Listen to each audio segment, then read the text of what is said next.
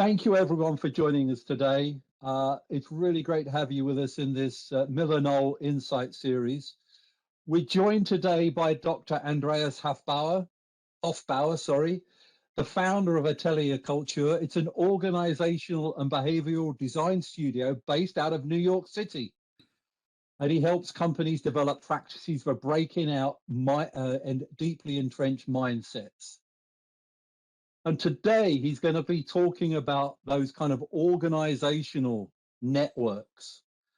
And the thing that I love is that he did promise us that there's going to be lots of small and manageable interventions that we can introduce to rebuild the strength of those organizational networks, which we all acknowledge have suffered over the last couple of years. Really excited and looking forward to this session. It is being recorded and we will be sharing it on YouTube.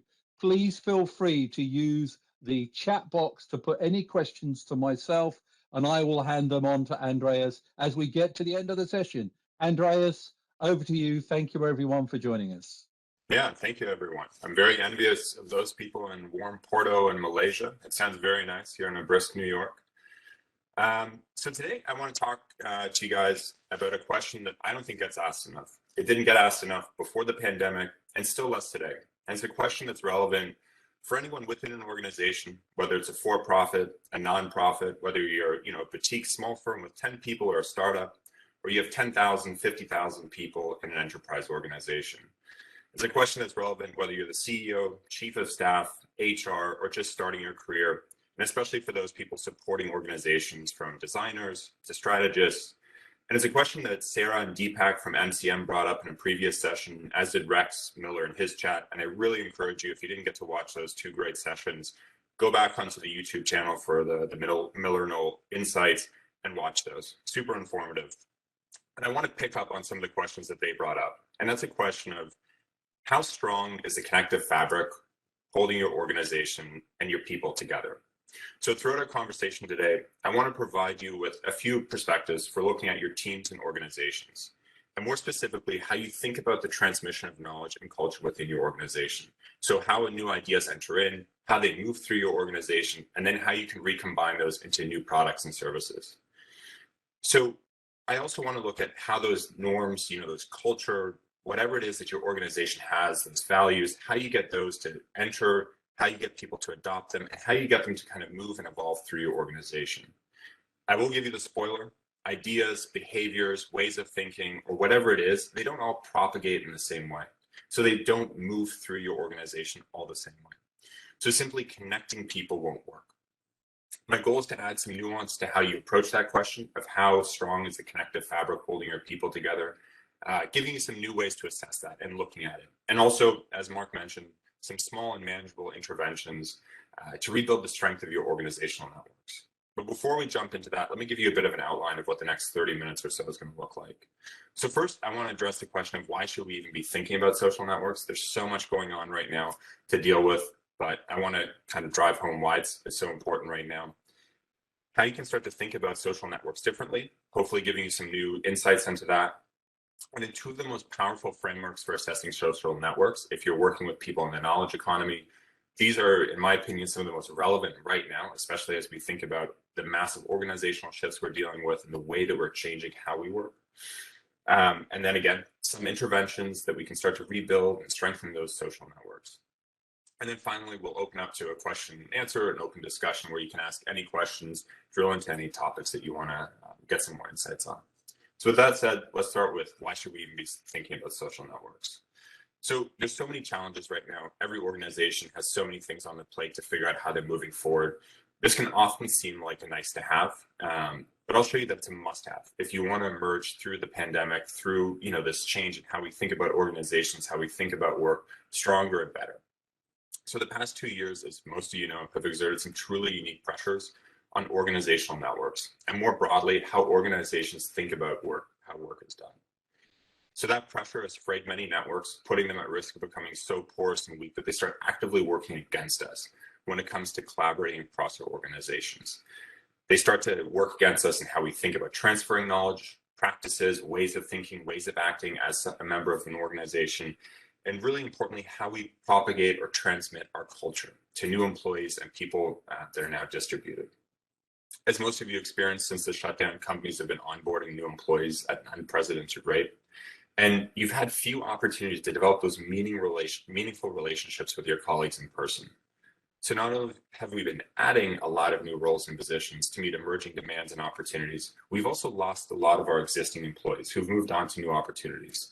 So essentially, we've really thinned out a lot of the strong connective ties that hold the fabric of our companies together, all while adding new people who don't yet know who to coordinate with and how, who knows what, where to turn to for different kinds of advice and information, how to introduce new ideas and ways of thinking, and what it looks like to embody the culture of the new organization.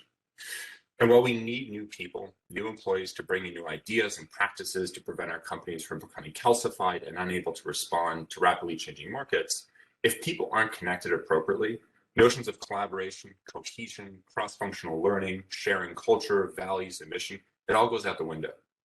So then on a more broader structural level, many companies are deciding to go hybrid or completely remote long-term. So I'm sure many of the people on this call today, they're part of an organization that has decided to either go completely distributed by design, or they're going to have a very flexible work environment.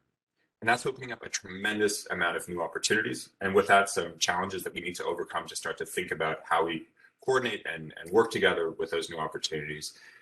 But we no doubt have a long way to go until we truly implement what that means. And I think Ryan Anderson from Miller Knoll put it best when he said, we're doing pandemic work, not hybrid work. Deepak mentions that in their talk from MCM in the previous session, kind of how we're still in this notion of pandemic work. And we need to work out of that until we really truly hit what hybrid work looks like. But whatever that means, there's one certainty. We will be spending a lot less time co-located with our colleagues. So as a result, we must think more intentionally about how we interact, when we interact, and who we interact with when we're together. So we'll still be connected, we'll still have those relationships, but they're no doubt going to change because we won't have those close physical encounters with our colleagues. We won't have those off-cuff comments as much. We won't have those unstructured, unthought of conversations. So those relationships are going to change. In either case, we can't just leave the health and vitality of our organizational networks to chance. In the past, we relied far too much on space and a small minority of connectors to take care of things, only intervening when necessary, doing some small things, but we disproportionately relied on the co-location of employees to build up our social networks. So whether that's teams, functions, the entire company, whatever that looked like, we relied too much on space. And while space will continue to play a critical and an even more important role in supporting networks in the future, it can't be our only driver. So we have to think a lot more strategically about it. So in both personal settings and virtual settings, we must be more intentional in how we orchestrate those interactions, so how we think about bringing people together, while still leaving room for those serendipitous and unstructured encounters. So you're trying to do this balance, right? You want to be very intentional in one sense, but you also want to be intentional around leaving the unintentional, the unstructured, those kind of encounters, which are so important to knowledge transfer, how people connect, how they go from being weakly tied to strongly tied. The good news is there's a lot of small and manageable interventions we can introduce to rebuild the strength of our organizational networks. And we can do those to ensure that our organizations succeed and can adapt to rapidly changing market conditions. So oftentimes it seems incredibly overwhelming trying to rewire an entire organizational network, but there's a lot of small things, and often those small things are more powerful than trying to change the whole at once. And we're going to get to that towards the latter part of the talk. But before we get into those interventions, I want to expand the way that you think about social networks. So I want to take you beyond org charts, Slack, instant messenger, email, Zoom, and all the other usual suspects that we think about when we think about social networks, and provide some more nuance to that. So organizational networks are the fabric that hold our companies together. They're more than the pipes through which ideas and behaviors flow. They're also the filters that determine the ideas and behaviors, which ones reach us, and how we interpret them. And that's one of the most important things of what I want to get across today, is that more than just connecting people, they're also the filters that determine what ideas and behaviors reach us and how we interpret them. So we often focus on who's connected, if at all, and that becomes our preoccupation, right? Making sure people are connected. And that's good, but we overlook the fact that how people are connected and what patterns they're connected to those around them, both within the organization and to strategic partners and people outside the organization, that thinking about how people are connected and what patterns are connected to those people around them is almost more important. So simply being connected won't beget creativity. You're not going to get collaboration and strong culture. That's determined by how people are connected. And that's because where someone is located in the larger network and the nature of the relationships to those around them, which we'll get to in a few minutes, is critical to understanding why they have access to the resources they do. So in your organization, power, status, opportunities, why they enact certain behaviors and not others. So why they're allowed to lead groups and not some people aren't. Why other people allow them to act the way they do, why they think the way they do, what kinds of information they're likely to have access to, who has the power to influence them, and also very importantly, who do they have the power to influence?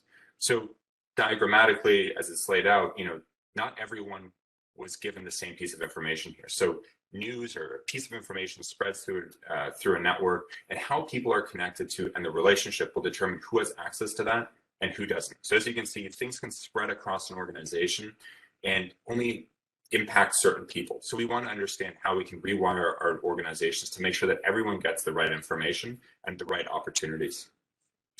So simply put, the nature of our connections with others are hugely influential to how we think and act. And given that any organization is a collective of people working together to achieve some set of defined objective, how the collective is connected determines how it thinks, acts, and evolves. So by example, a siloed organization where we have weak personal connections between different functions, so let's say sales or client success teams and research and development or strategy, you're unlikely to find cross-functional exchanges that lead to identifying emerging market opportunities. And we found that study after study, industry to industry, how people are connected matters on that transfer of information within organizations. And those that are connected appropriately are the ones that can pounce on new opportunities and define new market segments. Those who are really broken up and siloed, they tend to really just get locked out of those opportunities.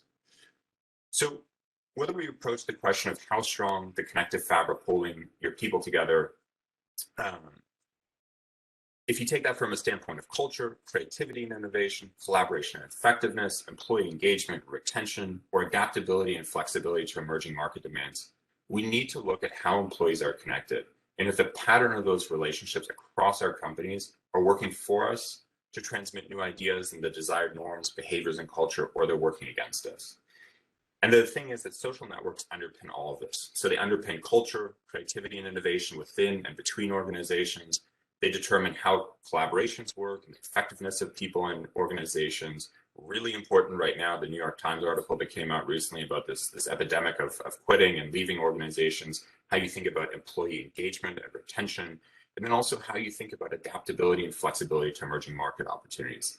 The strength and the structure and the makeup of your organizational network is it underpins all this. So it really predicts what these different levers are going to look like. So typically you'll find in organizations with great cultures, they typically have very strong social networks.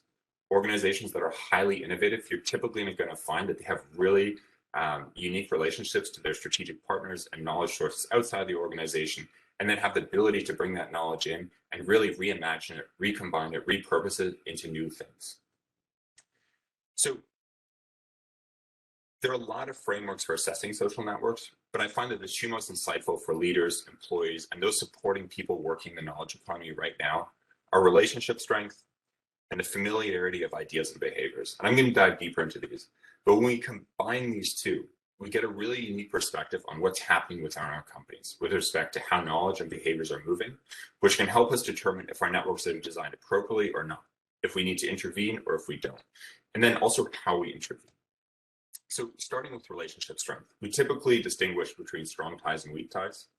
So you can start to ask yourself how strong a tie is. So is there a shared sense of trust, vulnerability, personal investment between two people, between two colleagues? You can ask it between two individuals, a team, a function, and the company at large.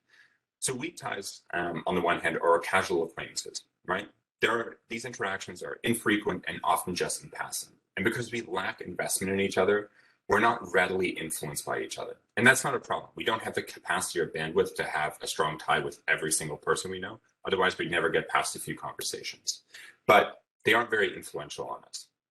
If someone we know only in passing, someone who's joined our organization in the last 2 years that we don't really have a good relationship with, they tell us that they're moving, to a new company where there might be new opportunities or a different industry, we're not likely to follow them.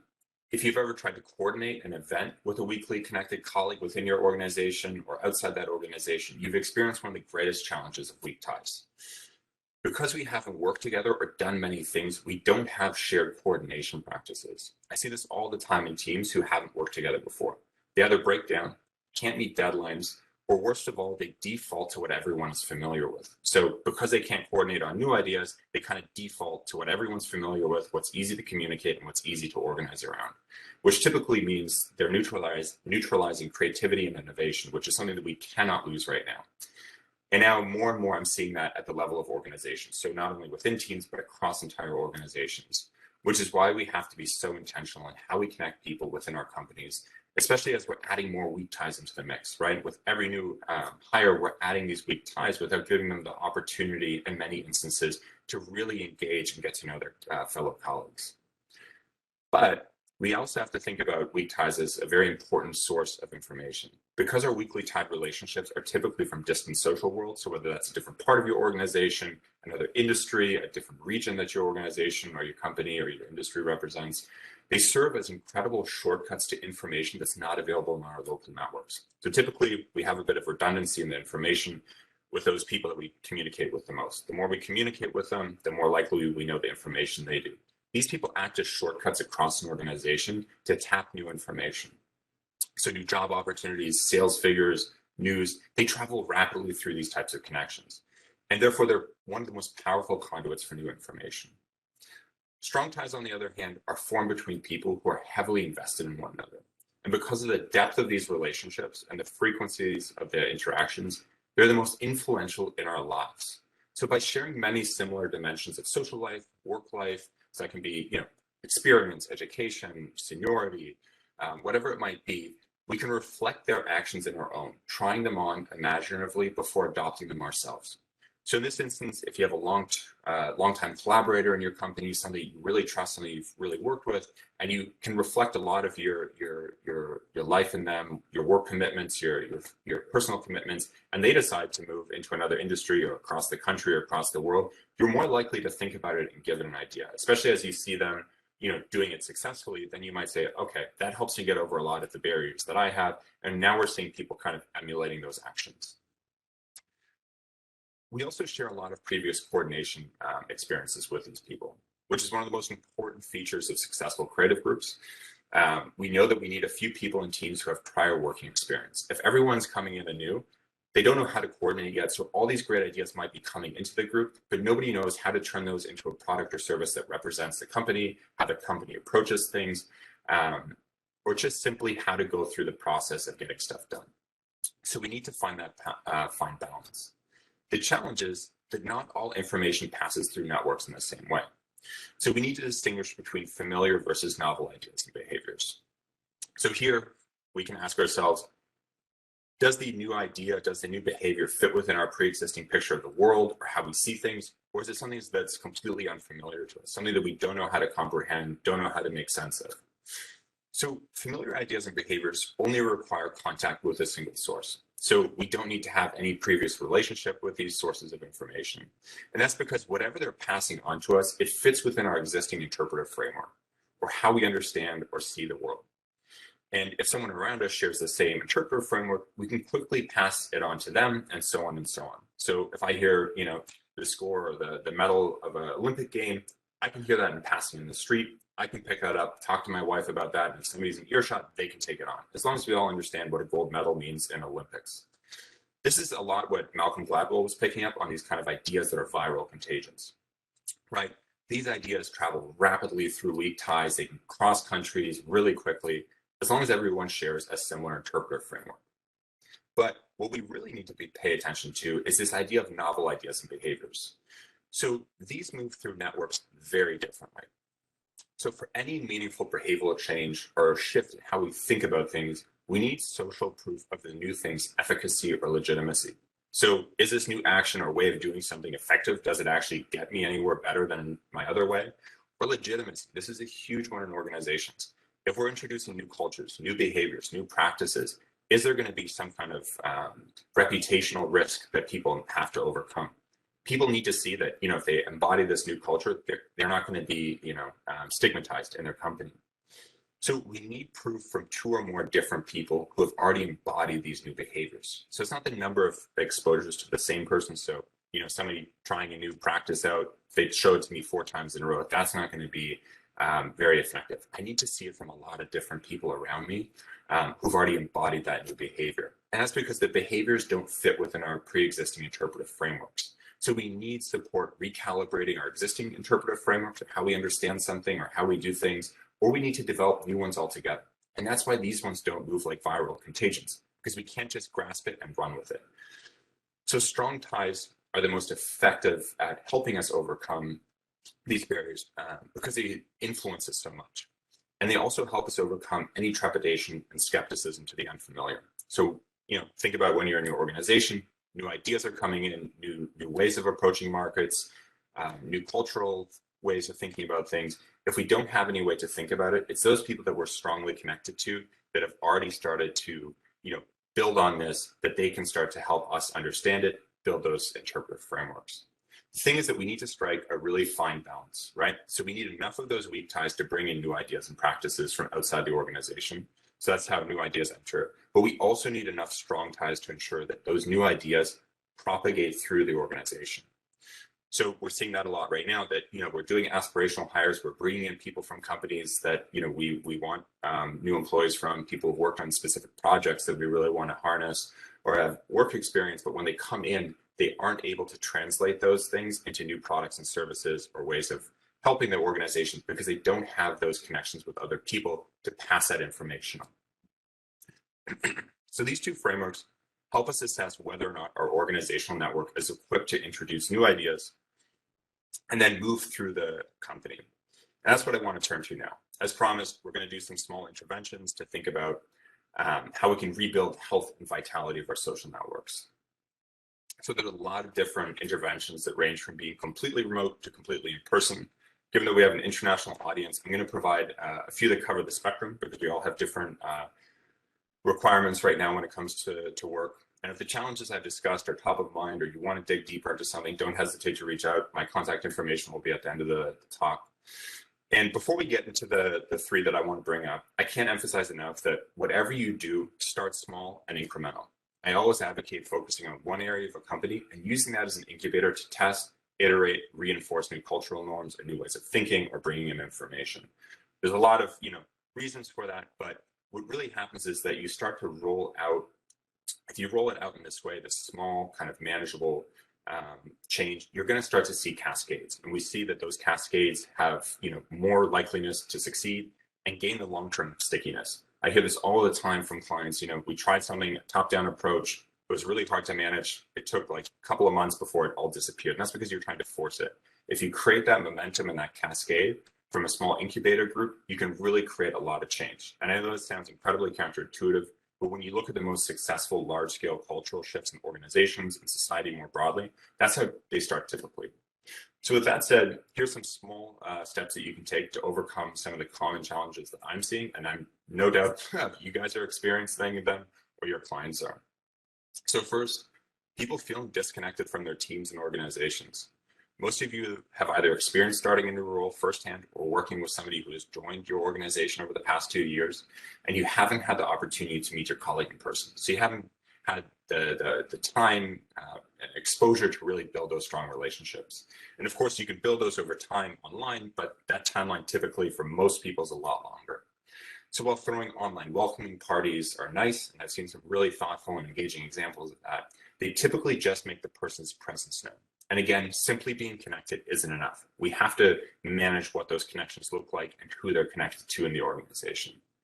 So start by looking at how employees who've been with your company for a few years, so hopefully people who have been there pre-pandemic, how did they become embedded into your company's network and subgroups? So there are a lot of networks in your organizations and even more subgroups. What was that experience like? So we want to start asking ourselves, what were the rituals, routines, practices, and moments where people felt like they became embedded into your organization? You want to focus both on, the informal groups and formal groups. And in both instances, you really want to look at where did people form those strong relationships. To try to hone in, if you want to be more strategic and tactful in this, where were those moments where people really formed those strong relationships? Look at the employees who feel like they're really part of the organization and follow that journey. So what were the contexts where those rituals, routines, and practices unfolded? And then more importantly, behind that, what was it about them that helped build those strong bonds, right? There's typically an emotional driver behind those, or something about those relationships that drove them to go from very weakly tied relationships to strong ones. And then how do you leverage these insights? So you want to figure out how you can replicate or adapt these to online settings. So many of these you can't just lift and shift. You have to adapt them a bit. And that's why it's so important to ask ourselves what was behind those contexts or those moments, or those rituals or routines that people felt like they became more embedded in that subgroup, in that network, or they developed those bonds.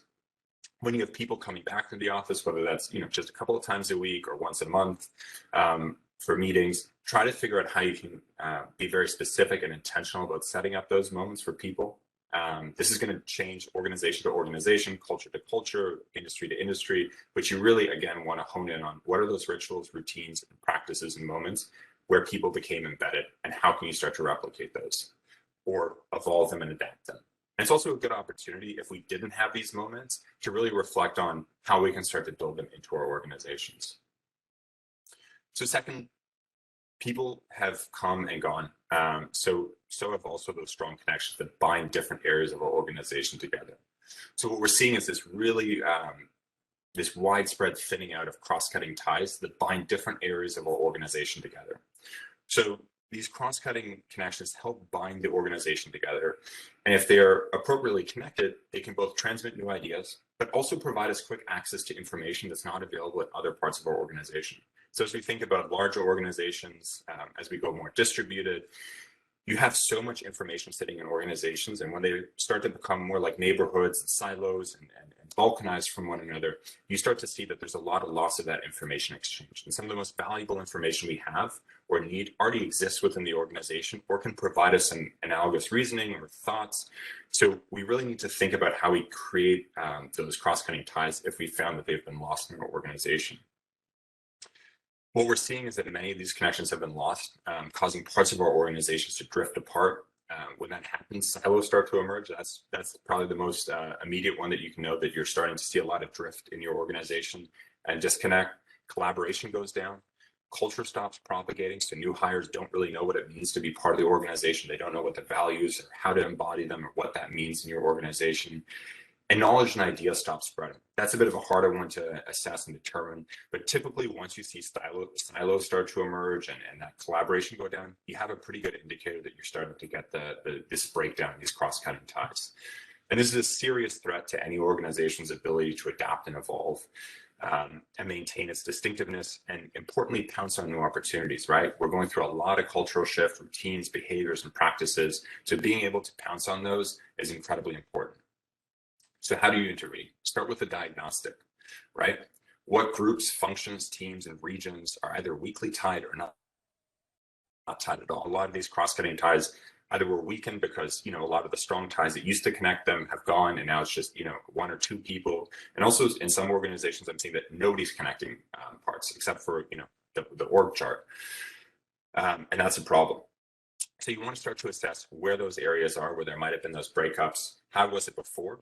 If pre-pandemic you had a lot of these strong relations as cross-cutting ties between regions, functions, and teams, and that seemed to work for you to keep everything bound together, then it's important to understand how to rebuild those. If that wasn't in existence before the pandemic, you're definitely going to want to think about it now as we think about more distribution, less time together. So how can you leverage these insights? So one of the greatest things about organizational networks to understand is that they emerge through the context that you allow people to meet one another and then have interactions. So if we don't have the context for people to meet, this doesn't matter if it's online, offline, in person, we need to make sure there are those contexts for people to meet so that they can form those relationships and then take those relationships from being very weakly tied and maybe very passing to strongly tied. So there's a few ways we can do this. So in online settings, we can change the number and composition of working groups. This might sound like you're adding more work, but if you just change what's already in existence, you can really start to bring people together. So if you're starting to realize that a lot of the working groups are really focused on one area or just one function or one team, you might think about adding more people from different parts of the organization together. That way, they're working on something together. That gives them the context and the opportunities to form those relationships and then start to communicate more. Also think about how you can create informal groups. This is one that most organizations really leverage. Pre-pandemic, when they could be in person, running teams and whatever it might be, you have to start to figure out how you can start to create these informal groups. What's meaningful? What's going to appeal to your people in person? But then shift that online.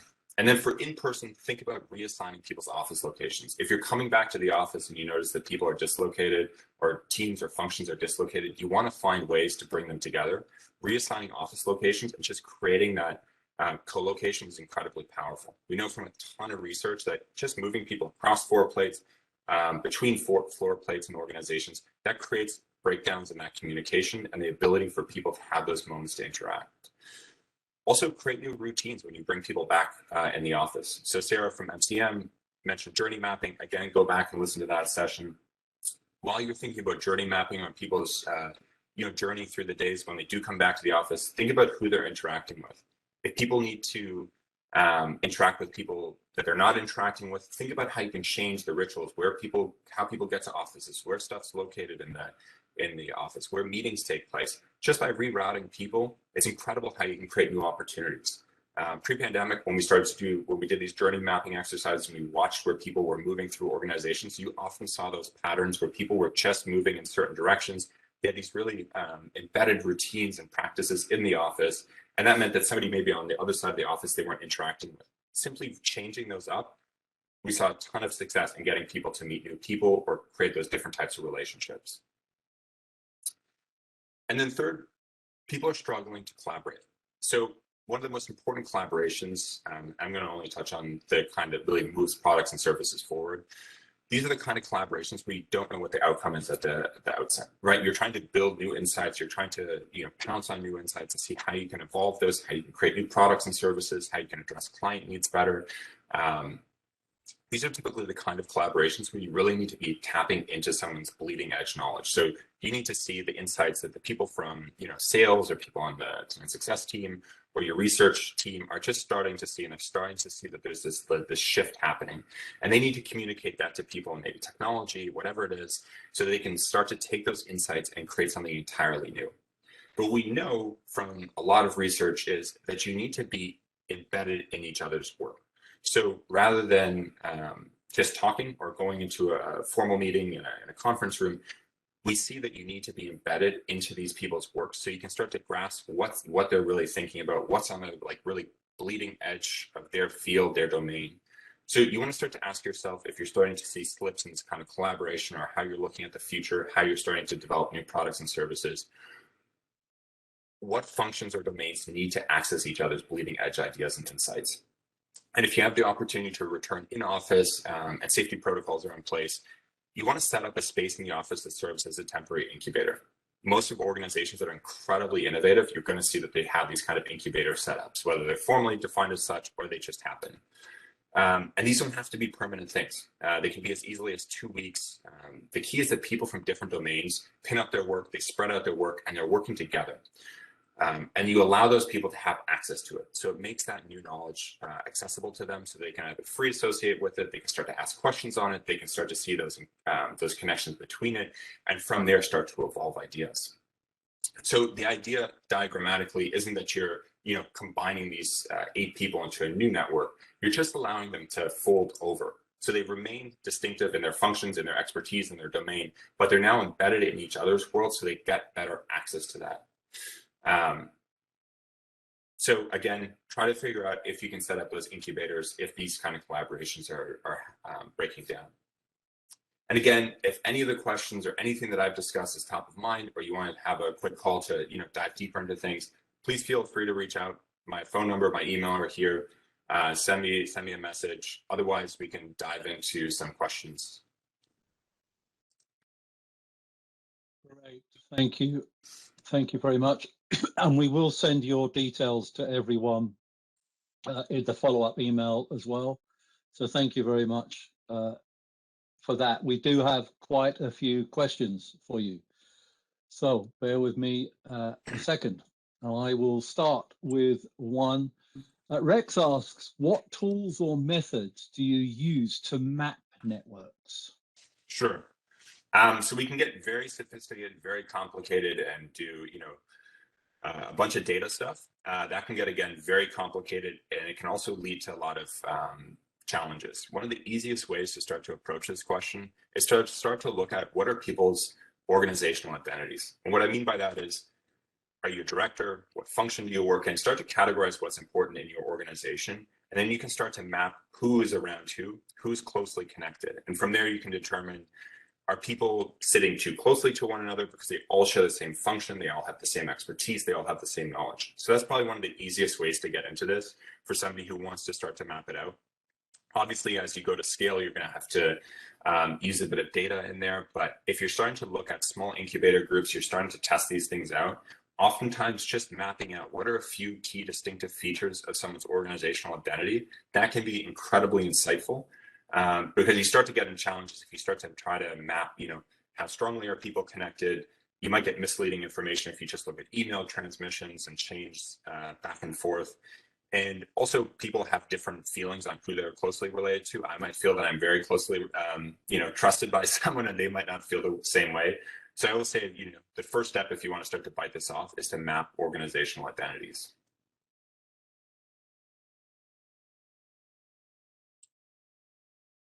You're muted.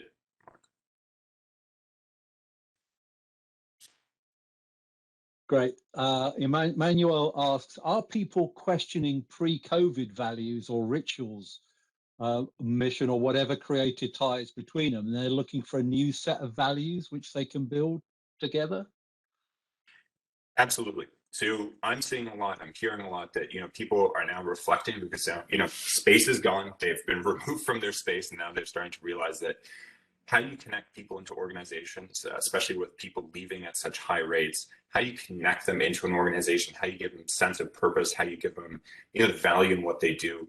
It's also challenging how people are connected in those organizations. If people were typically just part of a chain and they didn't see the greater outcome of how you're delivering or driving impact in your clients, they realize that you have a lot of people that start to feel very alienated. I saw that a lot in organizations pre-pandemic, that alienation of employees, people not feeling tied to the sense of purpose or what the organization's about.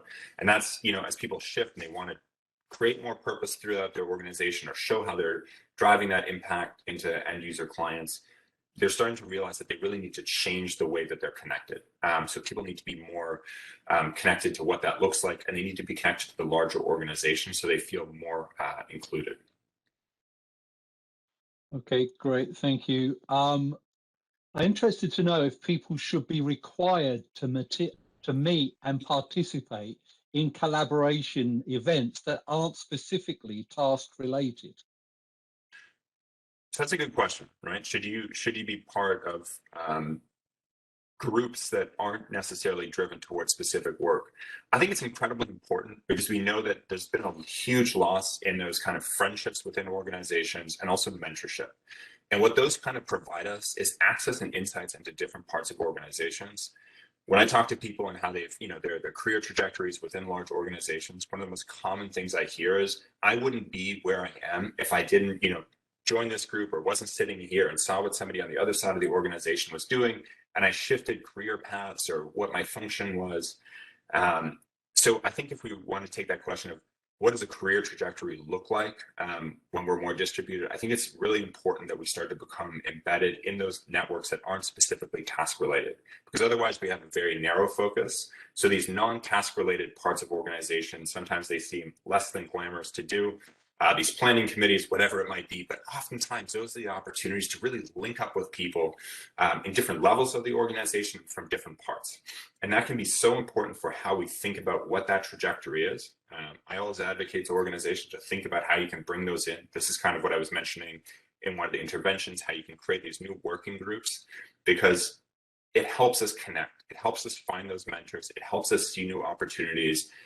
If we're engaged with strategic partners outside of the organization, it also gives us an opportunity to see different worlds and have different conversations. So I don't think you should ever force anyone to do anything. If they're not motivated to do it themselves, or if they don't see the opportunity in doing it, it's not going to work. But that's also explaining the why behind it. You know, when you start to bring people back, if you start to put people in different working groups, explaining what that is can be so much more powerful, and it draws people in. And if they understand what the power of having those different connections, having those opportunities is, we often see that it becomes like a pull rather than, you know, trying to push people into it.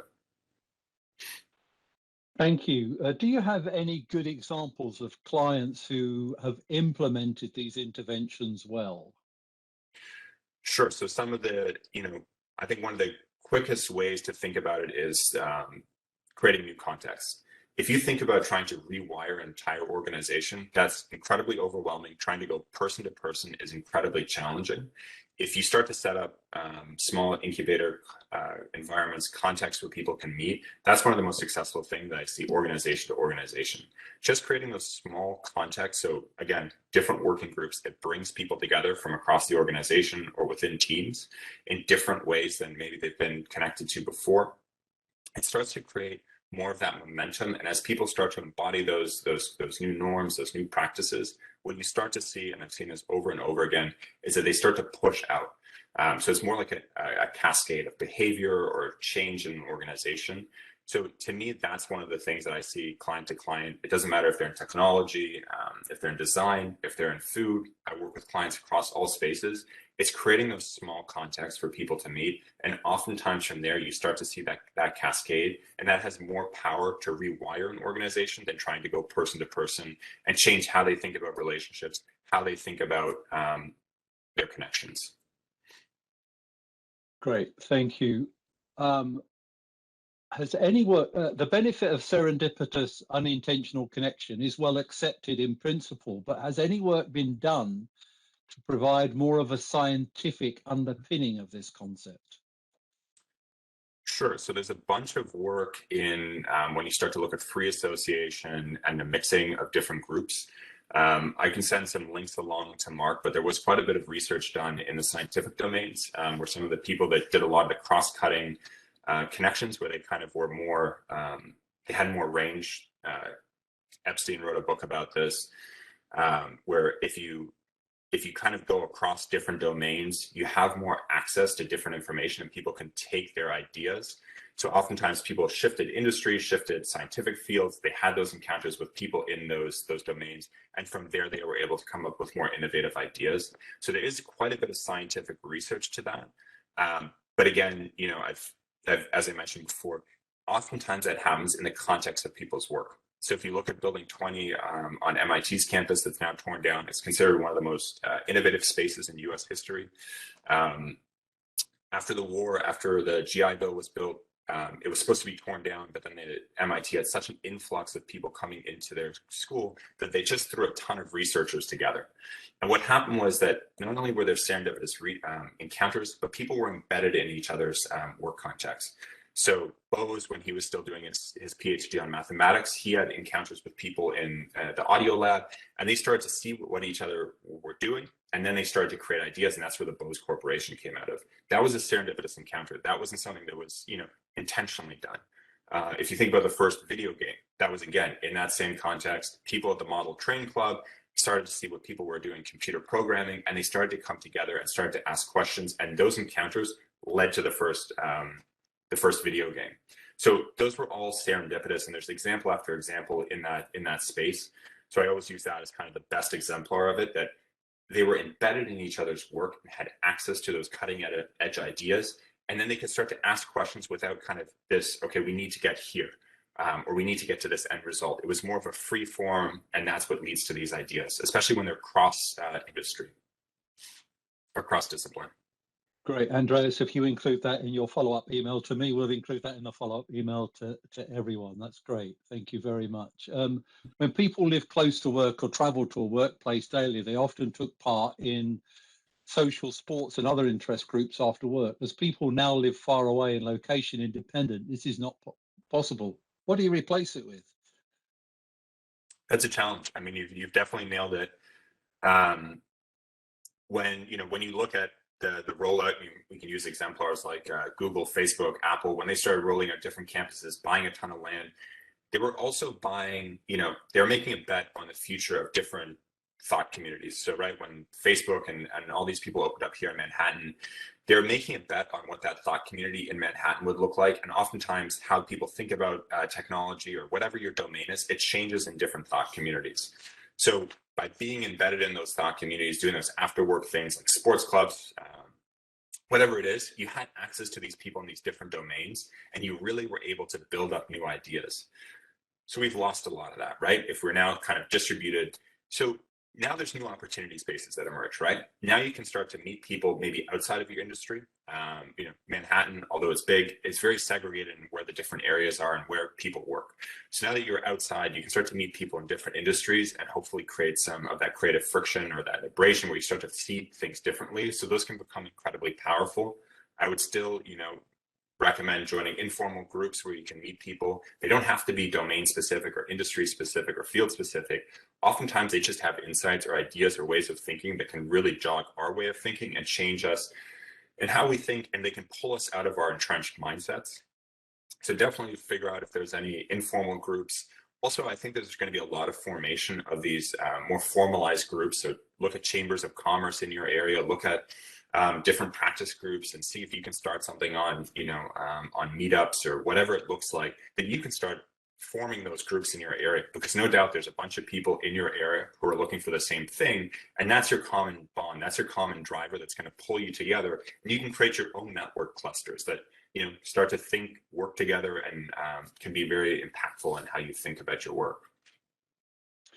Thank you. And in fact, that was some of the intention of co-working spaces, but it hasn't always quite worked out in there, because sometimes people go in and just embed themselves on their own. Some of those chance encounters that a lot of co-working spaces promised haven't really happened, have they? Yeah, I think that's also part of that's driven by the fact that so many of the co-working spaces, you're going for the intention of just working, but you don't have that common drive. Like as humans, we like to join up with people who have similar characteristics, social identities, right? I'm a runner, so if I meet people who run, I just start talking about running. I cycle, I start to talk to people about cycling. So what they never did, or I don't think they expressed, many of them didn't express, was what some of those drivers were that could connect people. So you see ones like Neue House, Spring Place, those are driven around themes and context, and that starts to bring people together. They have very curated events. So that helped a lot of networks build in those spaces. But ones where you kind of just show up, do your work, you don't understand who to connect to, why you should connect to them. And oftentimes we just have those kind of passing conversations in the kitchen or wherever you get your water in those spaces. And they don't perform to build those relationships. Yeah, I found actually that the kind of the least expensive ones and the kind of scruffier ones are sometimes the more connected ones, because people kind of choose to work there for a certain reason, rather than some of the grander ones, which are beautiful and great if you want to work on your own. But some of those kind of less invested ones actually work out quite well. Yeah, if you're bootstrapping it, you see other people bootstrapping it, you have an immediate connection to figure out, how am I going to get this idea to pop? Exactly. How am I going to, do this? Yeah, great. There's a question from Bridget, which says, how can people replicate journey mapping and serendipitous encounters online? So is the question, how can you create serendipitous? How can you map them? How can you map the connections for the people online? We talked about doing it physically, but how easy is it to map that for if you're all mobile or remote? Sure. If you're mobile and remote and you're looking within your organization or your strategic partners that you're on calls with, if you start to kind of catalog where were those conversations that were very intentional and very focused, but what were those moments? Oftentimes, we find them at the start of conversations where people kind of talk about things, or where things kind of went off and you had those opportunities to have those free form conversations and thoughts. You want to start to, just take notes of when that happened. And also very importantly, who around those conversations, so the person you're in conversation with, the people that you're kind of having these conversations with, what were the context of those conversations and what were like the constraints? So oftentimes when we're on 30-minute call after 30-minute call, you have to be so driven to one point that you can't allow that serendipity to flow. My guess also is that you want to start, you're going to see that many of those conversations happen in these kind of more mixed groups where, you're not driven by a specific project. The task might be more broad, like something like a panel for your organization. And you want to figure out what happened there or why that context allowed you to have those off-cuff comments or those, those serendipitous encounters with somebody who just joined that call, and figure out what that was. Because how we map them in person and online is kind of a similar thing, right? You just want to understand what those moments are. Great, thank you. Thank you for that. What role do leaders play in all of this? Great question. So leaders are, they set the tone, they set the direction. It's very hard to do top down without explaining the why. So oftentimes it's a lot more powerful for leaders to empower people within different parts of the organization to start to, build those little cultural groups up. I think if leaders, and I've seen this work very successful with clients that I work with, if they empower certain partners within the organization to start to embody new culture, new ways of working together, if they allow that, and obviously they have some say in it, you can start to see that those cultures start to emerge more organically, and that why becomes expressed in how people work. And then when one team starts to embody it, and then another team that they start to work with sees the success of it, you see that cascade out. So I think a lot of what leaders need to do is, find those trusted partners within their organization that they know have the best interests and have the, an aligned vision, and kind of relinquish a bit of control to them to allow them to take these ideas forward, to build these cultures. Because when they do that, it becomes more genuine, right? What I mentioned earlier, one of the most important things about moving knowledge, moving culture, and very specifically culture, people need to reflect the other person's actions in their own. So if a CEO tells me something and I'm just starting my career, I might find it a lot harder to empathize in it, see how their actions, how I can reflect them. And we have very different constraints and reasons why we're doing things. So if we're seeing it from people around us, people at our level, maybe our manager or a team leader or somebody that we really admire in the organization, it helps us reflect our actions. So again, leaders who kind of give up some of that kind of oversight and kind of become more curators of those moments and allow those different groups, you're going to see a lot more of those behavioral cascades that move out and have that stickiness and adoption. Great, thank you. I just wanted to mention Anne calling out the Shirley Ryan Ability Lab in Chicago, saying where researchers, doctors, therapists, and patients all live in the same space, and that seems to be a good example of those serendipitous occasions. Right. One more question here. What's the appetite amongst business leaders for this more enlightened approach when many are still working with massive uncertainty, budget restrictions, and more focus on just some of the hygiene factors of compliance? Absolutely.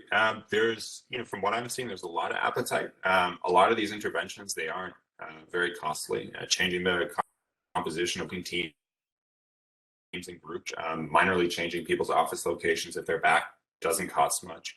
But what many of the leaders that, are seeing the power of it realize that if people are more connected together, if they have greater connections, if the connections are the right kind of connections across an organization, it becomes more intentional, that you create more effectiveness, you create more exchange of ideas, and people are able to access what they need. The worst thing when you see new employees coming in is that they don't know who to turn to for what kind of advice to get from where, and all of a sudden they're not performing at the level they want to or that the organization needs. A lot of companies that are onboarding new people, companies doing acquisitions, the ones that really see the power of networks, they realize that if we bring in people and we don't give them the opportunity to teach us, which we often see, that organizations lose a lot of that distinctiveness or whatever was so important about bringing these people in. So I think it's not so much about this enlightened way. It's more thinking about how to become more strategic and realizing that a space becomes less of a player in the way that we work, that we need to think more intentionally about how we structure our network so we can make sure that people are the most effective, that they are able to bring in new ideas so people don't become siloed off and really hard to respond to new RFPs or new opportunities. So I think it's more about if they see the opportunities of a more connected network, that they're more likely to jump on it. Andreas, I want to say a great big thank you, and thank you for everyone for joining us today.